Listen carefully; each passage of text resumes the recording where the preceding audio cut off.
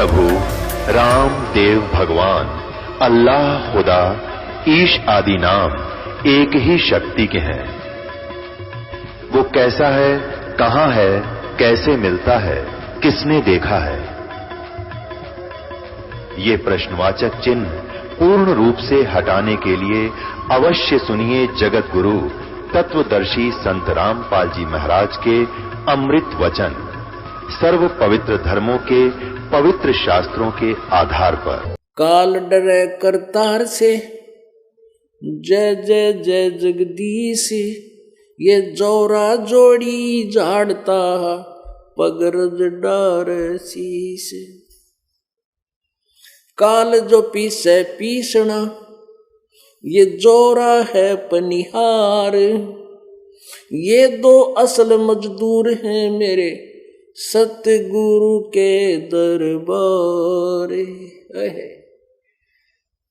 अब गरीबदास साहब कह रहे हैं कबीर परमेश्वर की महिमा, 21 ब्रह्मांड का मालिक यो ब्रह्म, ये काल, काल तो पीसे पीसना परमात्मा की चक्की चलाता हो, मतलब ऐसा प्रमाणित उदाहरण देना चाहते हैं कि ये इस सत्र का है उस मालिक के सामने, जैसे कोई नौकर आटा पीसने वाली नौकरानी हो।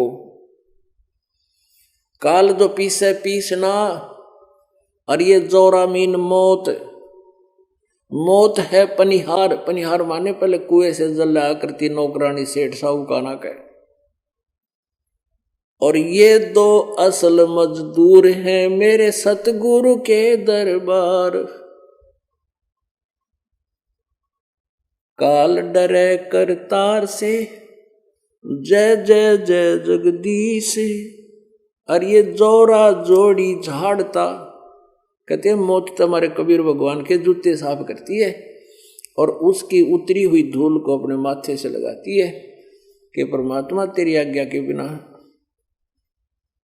तेरे हंस के निकट में नहीं जा सकती।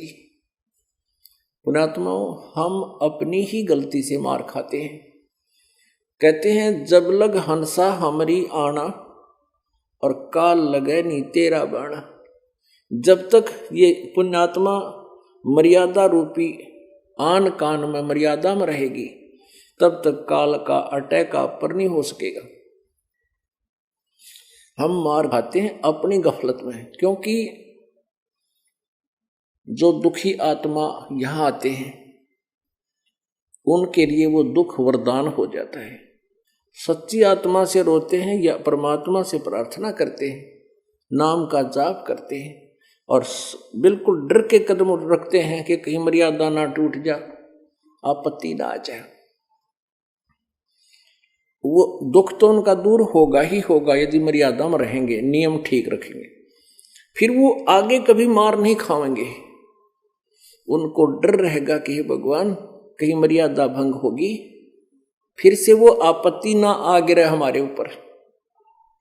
और जो सुखी हैं, ज्ञान से लगे हैं, यदि उनने ज्ञान सही समझ लिया, फिर तो वो भी आर पार की लड़ाई शुरू कर देंगे, जैसे मीराबाई ने करी।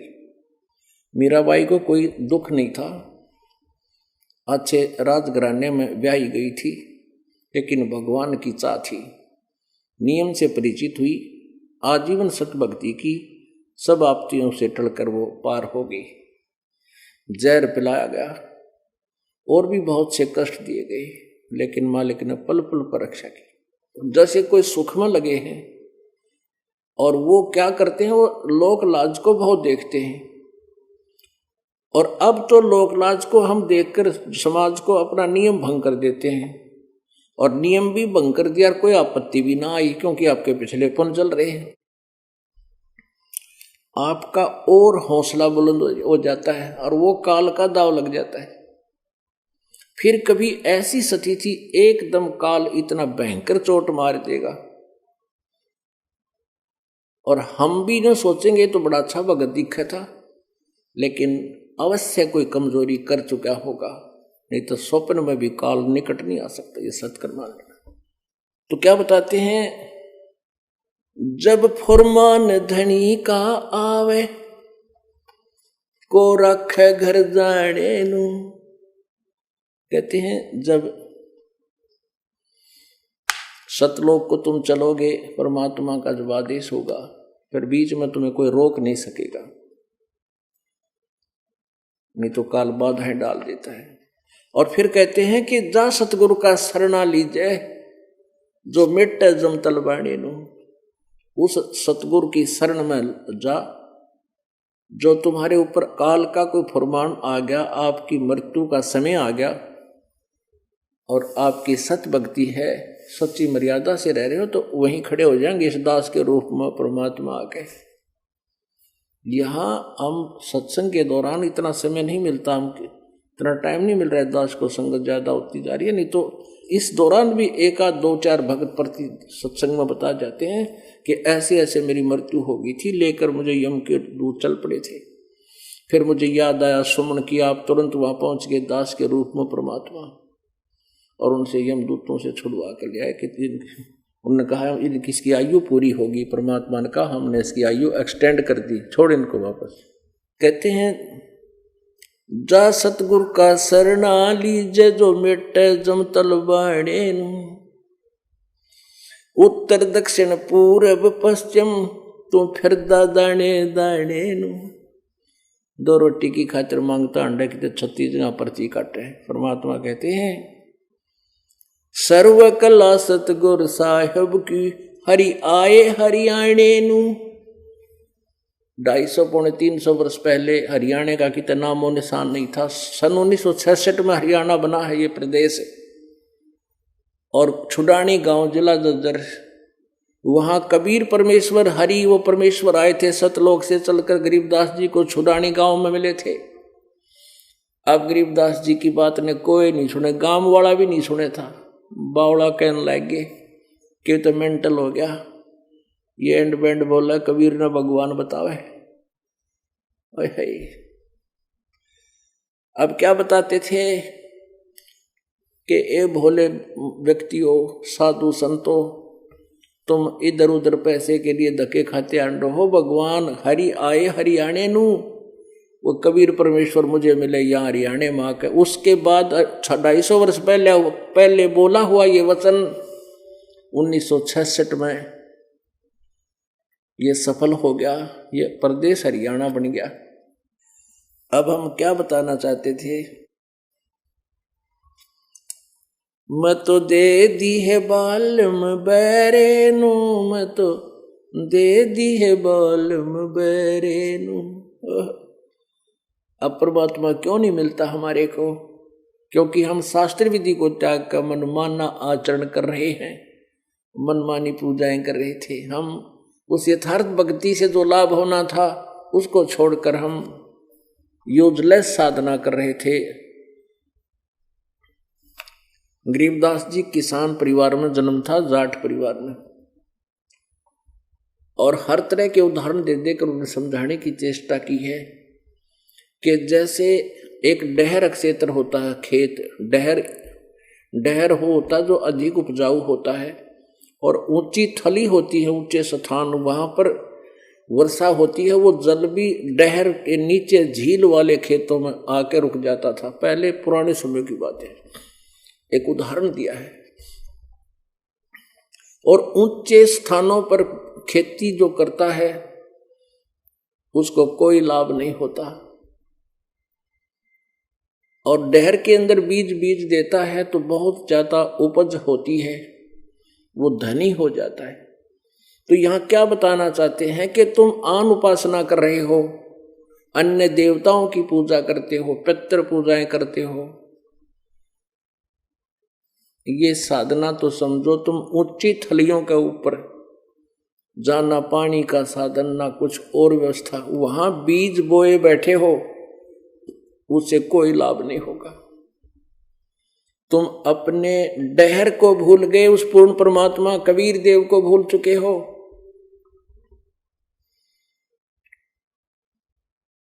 उसकी साधना से आपको बहुत लाभ होगा। मैं तो दे दी है बालम बैरेनु, मैं तो दे दी है बालम बैरेनु, मैं तो दे दी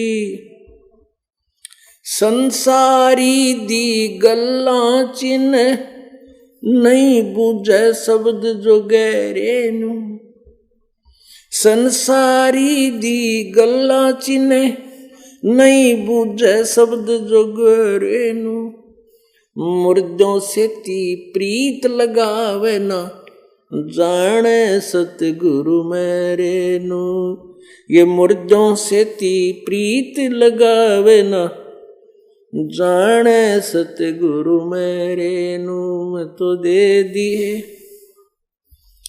श्वेत छतर सिर मुकुट विराजे, देखत ना उस चेहरे नू, श्वेत छतर सिर मुकुट विराजे, देखत ना उस चेहरे नू, ऊंची थड़ियां खेती बोवे ये भूल रहे निज डरे नू, ऊंची थड़ियां खेती बोवे ये भूल रहे निज डरे नू, मैं तो दे दी है बालम बहरे नू, मैं तो दे दी है बालम बहरे नू, ये संसार समझदा नहीं, कहंदा श्याम दोपहरे नू, ये संसार समझदा नहीं, कहंदा श्याम दोपहरे नू, गरीब दास ये वक्त जात है, रोओगे इस पैरे नू, गरीब दास ये वक्त जात है, रोओगे इस पैरे नू, मैं तो दे दी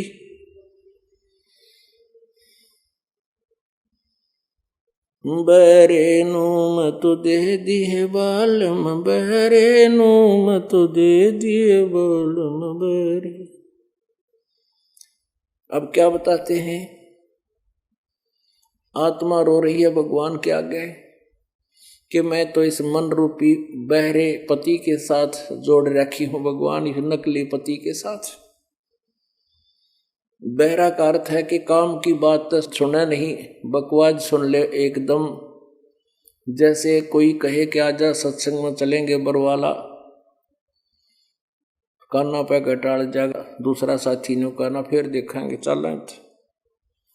और थोड़ी सी दूरी पर कोई कहे कि वहां ऐसे सर्कस आ रहा है कि असकी तो सांग आ रहा है, या कहीं पर कोई कंपटीशन हो रहा है, और वैसे भी कोई दो बतलाते हो आपस में, जो फट दे ही पहुंच जाएगा उनके पास। अरे कहाँ हो रहा है सांग, कहाँ आ रहा है वो सर्कस, रात में वहां पहुंच जा कंपटीशन सुनो, और या काम की बात ना सुने। तो ऐसे ये मन है, ये उल्टे काम कोई और साधना बता दो, स्नुप स्नुप कर लेगा, और उसको कहे कि ये सब त्याग दो, शास्त्र विरुद्ध है, ये शास्त्र में कुल साधना कर लो, ये नरे ऑब्जेक्शन पैदा कर देता, कति नहीं मानता, असर नहीं करता अपने ऊपर। कहते हैं तो इसलिए आत्मा रो रही है कि संसारी दी गल्ला चीने ना बूझे शब्द जो गहरे न। संसारिक लोग कुछ भी बता दें, किसी के बालक का तकलीफ हो जा, पड़ोसन आओगी नो कह चौड़ाई की मिट्टी लेकर और ऊपर का फेंक दे, वो फट कर देता जाते ही। और कोई साधन बता दे, 100 रुपये फलाने के गुड़गांव वाली के रख ले, वो रख दे, कोई कहीं भीतरली के रख दे, वह भी रख दे, और कोई नो कहीं सब ने त्याग भक्ति कर सच्ची साधना तेरा मोक्ष हो जाएगा, नो करना हुआ किसने देखी है। तो क्या बताते, संसारी दी गल्ला चीने ना बूझे सब जो गहरे नो, यो मुर्दों से ती प्रीत लगावे ना जाने सतगुरु मेरे नो। अब क्या पूजे हैं कि कोई समाज न पूजा, जो मर गया उड़ा गाड़ दिया उसका शरीर बाबा जी का, उसने पूजन जाएंगे। और जीवित संत की पूजा उसके शरण नहीं जाते, उसके द्वारा बताई गई साधना को नहीं सुनते। जैसे कोई वैद्य था, अच्छा वैद्य था, डॉक्टर था, नब्ज पकड़ कर दवाई दे देता था बीमारी जान के, अच्छी बात है, स्वस्थ हो जाते थे। अब उसकी होगी मृत्यु, उसकी बना दी तस्वीर और नीचे उसका शरीर गाड़ दिया, उसके ऊपर एक मंजरनुमा यादगार बना दी। अब कोई उस पत्थर की मूर्ति, उस वैद की पत्थर की मूर्ति के सामने जाकर कोई प्रार्थना करे, फरियाद करे कि मुझे ऐसा रोग है, दया करो, क्या वो पत्थर की मूर्ति वैद आपका समाधान कर सकती है? नहीं। वैसा ही वैद ढूंढना पड़ेगा जीवित।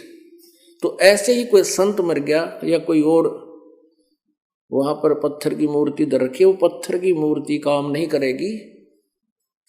वो तत्वदर्शी संत जो जीवित हो उसके पास जाकर उसे लाभ उठाओ।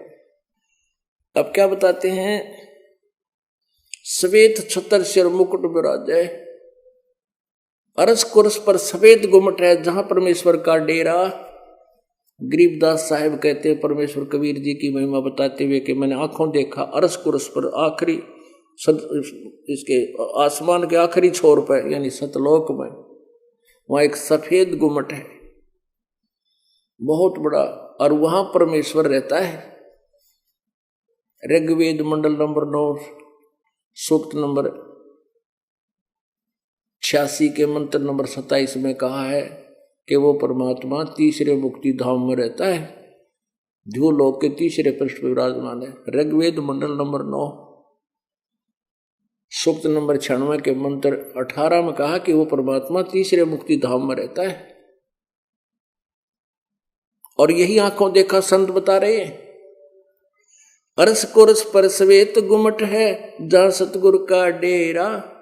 और फिर कैसी स्थिति में बैठे भगवान? वहां पर श्वेत छत्र, ऊपर परमात्मा के एक श्वेत छत्र जैसे ये छतरी बना रखी है, श्वेत छत्र, और सिर मुकुट विराजा है। उस परमेश्वर जी के सिर पे मुकुट है और देखत ना उस चेहरे नु, वो साकार परमात्मा है, नर आकार परमात्मा है।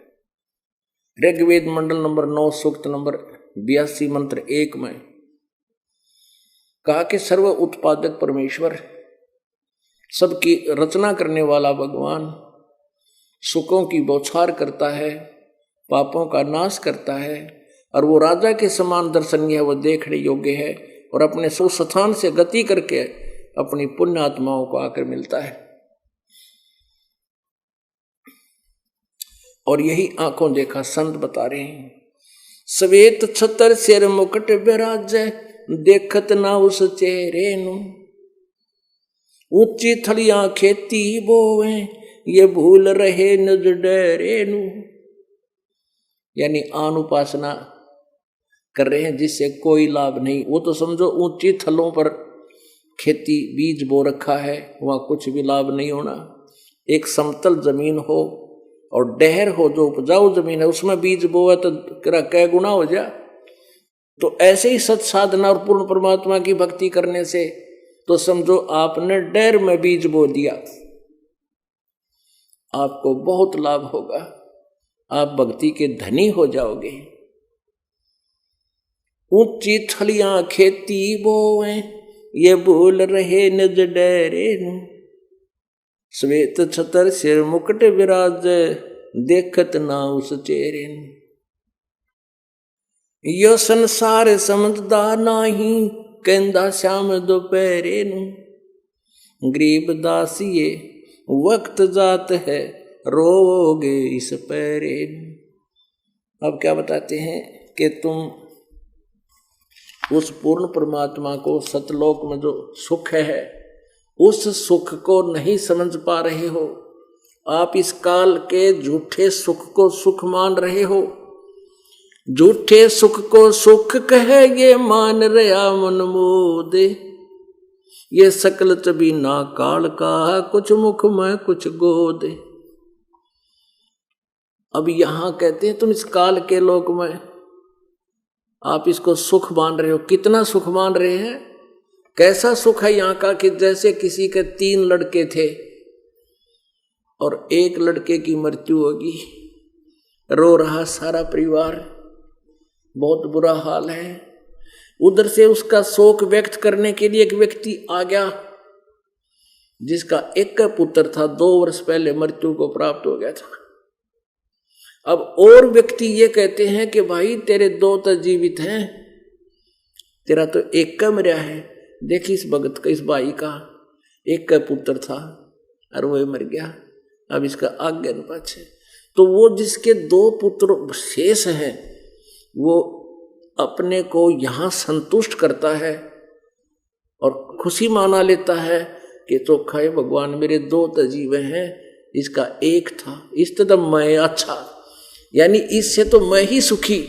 अब के सुखी बता, और उन 2 का के बेरा कभी डड़ी गिर जा। तो यहाँ क्या बताते हैं, हमारी स्थिति बताते हैं परमात्मा कि तुम्हारी तो वह हालत हो रही है जैसे कोई शराब पिए पड़ा था। जेठ का महीना, जून का, हरियाणा राजस्थान का स्थान अक्षेत्र, और बाहर पड़ा, पसीना पसीना हो रहा, माए मूत रहा, बुरा हाल हो रहा उसका, और उसको कोई कहे कि उठ ले भाई, ला तुझे वहां छाया में लुटा दूं, उन्होंने कहा जोड़ दे, बहुत हो रही है। अब उसने इतना दुर्गति हो रही है, नशे में गए, मौज हो रही है, पड़ा हुआ गंद में।